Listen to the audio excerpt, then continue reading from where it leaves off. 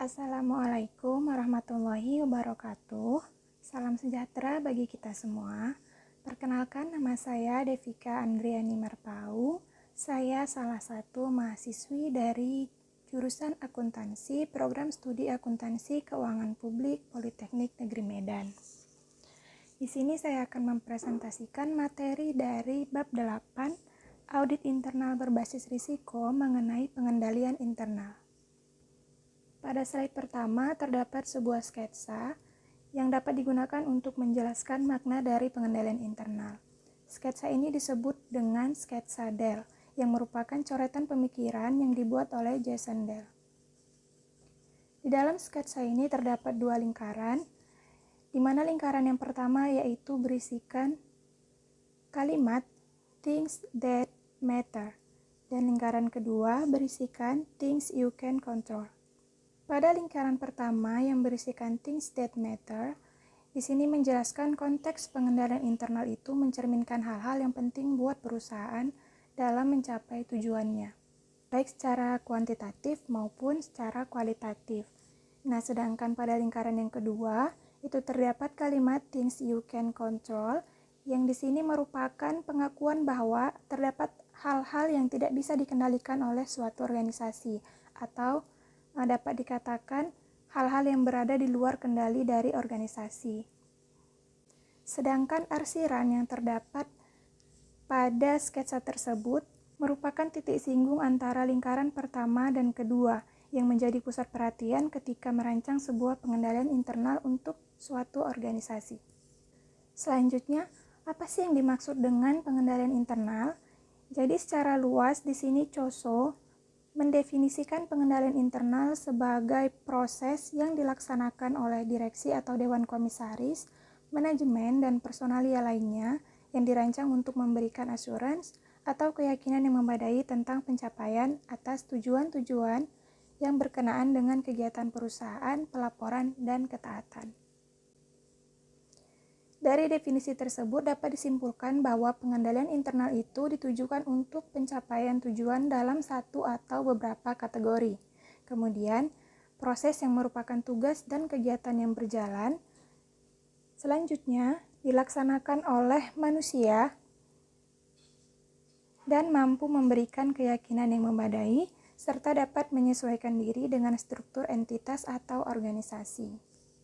Adapun tujuan pengendalian internal itu terdiri atas 3 kategori tujuan yang memungkinkan organisasi memusatkan perhatiannya pada aspek pengendalian internal yang berbeda. Adapun tujuan tersebut yaitu yang pertama tujuan operasional atau operations objectives, kemudian yang kedua tujuan pelaporan atau reporting objectives, dan yang ketiga tujuan untuk ketaatan atau compliance objectives.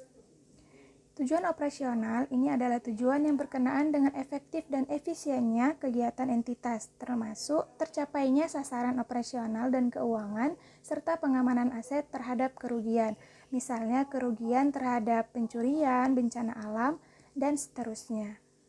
Kemudian tujuan yang kedua yaitu tujuan pelaporan. Tujuan pelaporan ini berkenaan dengan pelaporan keuangan internal dan eksternal, serta pelaporan dan keuangan. Dari sisi dapat dipercayanya atau reliability, tepat waktu atau timelines, kemudian keterbukaan atau transparency, atau syarat-syarat lain yang ditentukan regulator atau aturan perundang-undangan lembaga yang menetapkan standar atau kebijakan entitas.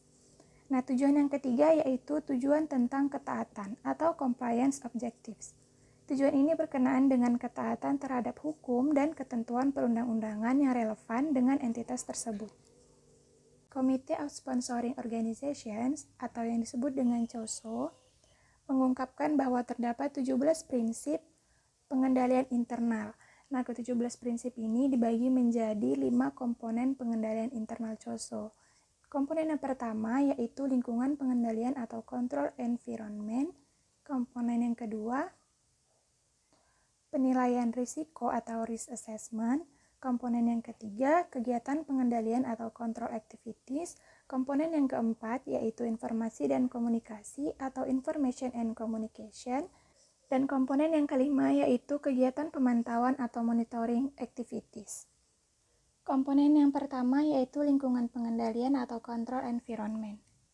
Lingkungan pengendalian merupakan landasan dari suatu sistem pengendalian internal dalam organisasi. Di dalam komponen yang pertama terdapat 5 prinsip, yaitu prinsip yang pertama, tunjukkan komitmen terhadap integritas dan nilai-nilai etika. Prinsip yang kedua, yaitu laksanakan tanggung jawab pengawasan. Prinsip ketiga, ciptakan struktur, wewenang, dan tanggung jawab. Prinsip keempat, tunjukkan komitmen terhadap kompetensi. Dan prinsip yang kelima, yaitu tegakkan akuntabilitas. Selanjutnya, komponen yang kedua, yaitu penilaian risiko atau risk assessment. Penilaian risiko atau risk assessment merupakan suatu aktivitas yang dilaksanakan untuk memperkirakan suatu risiko dari situasi yang bisa didefinisikan dengan jelas ataupun potensi dari suatu ancaman atau bahaya baik secara kuantitatif maupun kualitatif. Nah, penilaian risiko ini juga bisa diartikan sebagai suatu proses pemeriksaan keamanan dengan suatu struktur tertentu. Nah, penilaian risiko ini juga bisa diartikan sebagai suatu proses pemeriksaan keamanan dengan suatu struktur tertentu, pembuatan suatu rekomendasi khusus, dan rekomendasi pengambilan keputusan dalam suatu proyek dengan menggunakan analisis risiko, perkiraan risiko, dan informasi lain yang memiliki potensi untuk mempengaruhi keputusan. Di dalam komponen yang kedua ini terdapat 4 prinsip, di mana prinsip yang pertama yaitu tentukan tujuan yang tepat. Prinsip yang kedua, identifikasi dan lakukan analisis risiko. Prinsip yang ketiga, nilai atau assess kemungkinan risiko kecurangan.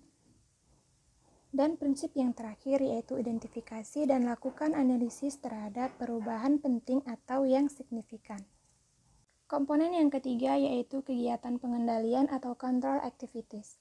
Kegiatan pengendalian adalah tindakan yang diambil oleh direksi atau dewan komisaris, manajemen, dan pihak-pihak lain untuk menangani risiko atau mitigate risk dan meningkatkan potensi tercapainya tujuan dan sasaran yang telah ditetapkan oleh perusahaan. Di dalam komponen yang ketiga ini terdapat 3 prinsip, di mana prinsip yang pertama yaitu pilih dan kembangkan kegiatan pengendalian. Kemudian prinsip yang kedua, pilih dan kembangkan pengendalian umum terhadap teknologi. Pengendalian yang ketiga yaitu sebarkan melalui kebijakan dan prosedur. Kegiatan pengendalian ini dapat dilakukan misalnya lewat prosedur-prosedur seperti otorisasi dan persetujuan atas transaksi dan kegiatan, kemudian adanya pemisahan tugas, kemudian merancang dan menggunakan dokumen dan catatan, dan melakukan pengecekan hasil kerja atau kinerja oleh orang lain dan lain sebagainya. Selanjutnya komponen yang keempat, yaitu informasi dan komunikasi atau information and communication. Committee of Sponsoring Organization atau COSO di sini menggabungkan informasi dan komunikasi ke dalam satu komponen. Hal ini dikarenakan informasi yang bermutu tinggi harus dikomunikasikan secara tepat. Relevan artinya informasi tersebut harus mempunyai relevansi atau manfaat bagi si pengguna atau pemakai. Dan relevansi informasi ini untuk satu pengguna tertentu dengan pengguna yang lainnya itu berbeda. Kemudian akurat. Akurat artinya informasi tersebut harus bebas dari kesalahan-kesalahan yang tidak menyesatkan bagi pengguna yang menerima dan memanfaatkan informasi tersebut. Nah, akurat juga berarti informasi harus jelas untuk mencerminkan apa maksud dari informasi tersebut.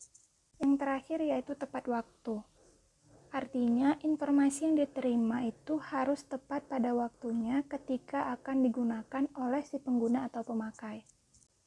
Informasi yang usang atau terlambat itu tidak mempunyai nilai yang baik bagi pengguna tertentu, sehingga apabila digunakan sebagai dasar pengambilan keputusan, hal tersebut akan berakibat fatal pada keputusan yang diambil. Komponen yang kelima merupakan komponen yang terakhir yaitu kegiatan pemantauan atau monitoring activities. Di dalam komponen yang kelima ini terdapat 2 prinsip, yaitu yang pertama lakukan evaluasi berkelanjutan dan atau evaluasi terpisah, dan yang kedua evaluasi dan komunikasikan kekurangan dan kelemahan. Nah, jika monitoring atau pemantauan ini dirancang dan dijalankan dengan benar oleh suatu organisasi, maka organisasi tersebut akan mendapat manfaatnya. Karena monitoring ini memungkinkan yang pertama, mengidentifikasi dan menyelesaikan masalah internal tepat pada waktunya. Kemudian yang kedua, menghasilkan informasi yang lebih akurat dan terpercaya untuk pengambilan keputusan. Yang ketiga, yaitu menghasilkan laporan keuangan yang akurat dan terpercaya. Dan yang terakhir, monitoring ini akan memungkinkan diterbitkannya sertifikasi atau asersi secara periodik mengenai efektifnya pengendalian internal. Dalam menjalankan kegiatan pengendalian internal, tentu terdapat kendala-kendala yang akan dihadapi oleh pengendalian internal tersebut. Kendala yang pertama yaitu kesesuaian antara tujuan-tujuan yang ditetapkan. Hal ini terjadi apabila tujuan yang semula dibuat dan menjadi dasar dari aturan pengendalian internal itu kemudian diubah atau berubah. Nah, perubahan ini yang mengakibatkan ketidaksesuaian antara tujuan dengan pengendalian internal. Kendala yang kedua yaitu kesalahan manusia dalam membuat pertimbangan. Kendala yang kedua yaitu kesalahan dalam membuat pertimbangan. Misalnya dalam pendekatan rules-based, di sini pimpinan organisasi atau regulator mencoba menyederhanakan pengambilan keputusan. Nah, pendekatan ini mengandung kelemahan dikarenakan membatasi seseorang untuk menggunakan akal dan pikiran dalam membuat pertimbangan.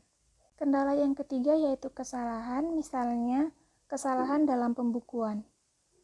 Kesalahan ini sering terjadi dikarenakan rutinitas, kejenuhan atau tidak konsentrasinya seseorang dalam membuat pembukuan tersebut.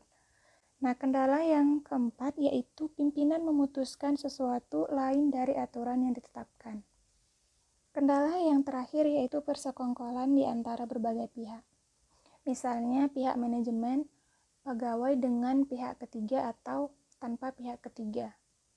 Nah, hal ini menyebabkan pemisahan tugas menjadi tidak berfungsi dengan baik. Sebaik apapun persekongkolan pasti akan menghancurkan sistem dari pengendalian internal yang telah ditetapkan. Risiko audit atau audit risk.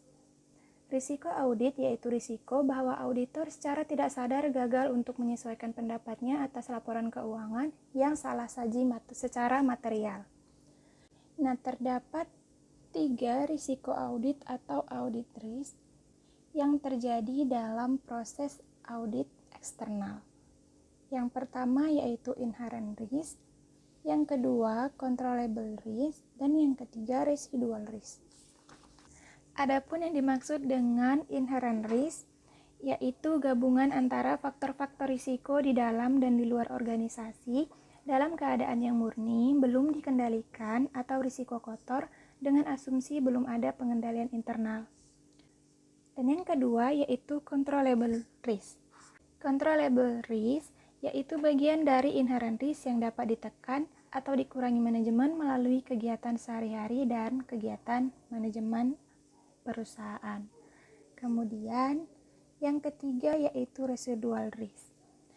Residual risk merupakan bagian dari inherent risk yang ada sesudah manajemen melakukan tanggapan-tanggapan atas risiko. Residual risk ini juga disebut dengan risiko bersih. Demikian presentasi dari saya mengenai pengendalian internal apabila terdapat kesalahan pada saat penjelasan maupun kekurangan dalam slide yang saya paparkan. Saya mohon maaf dan saya ucapkan terima kasih. Assalamualaikum warahmatullahi wabarakatuh.